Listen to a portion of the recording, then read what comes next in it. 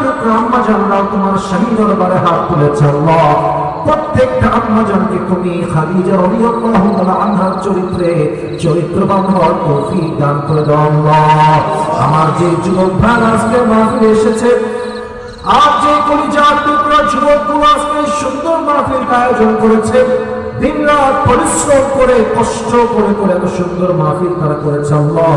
প্রত্যেকটা কমিটির যুবক ভাইকে তুমি ইসলামের সৈনিক আবু বকর রাদিয়াল্লাহু তাআলা আনহুর মতো কবুল এবং মঞ্জুর করে নাও আল্লাহ।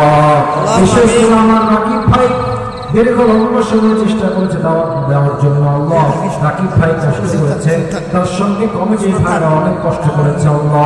যারা মাথার ঘাম পায়ে ফেলে পরিশ্রম করে অর্থ দিয়ে আজকের মাহফিলকে বাস্তবায়ন করেছে আল্লাহ, সবাইকে এই ওয়াসিলা করে মৃত্যুর পর জান্নাতুল ফেরদাউসের ফয়সালা তুমি করে দিও আল্লাহ।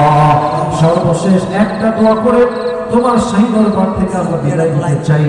আজ যেমন আমরা সবাই মিলে একসঙ্গে কোরআনের বাগানে বসতে পেরেছি, তোমার শাহী দরবারে হাত তুলতে পেরেছি আল্লাহ, আর যেমন আমরা সবাই একসঙ্গে বসতে পেরেছি জান্নাতুল ফেরদাউসে আমরা সবাই যেন একসঙ্গে থাকতে পারি আল্লাহ, সেই তৌফিক আমাদের সবাইকেই তুমি দান করে দাও আল্লাহ।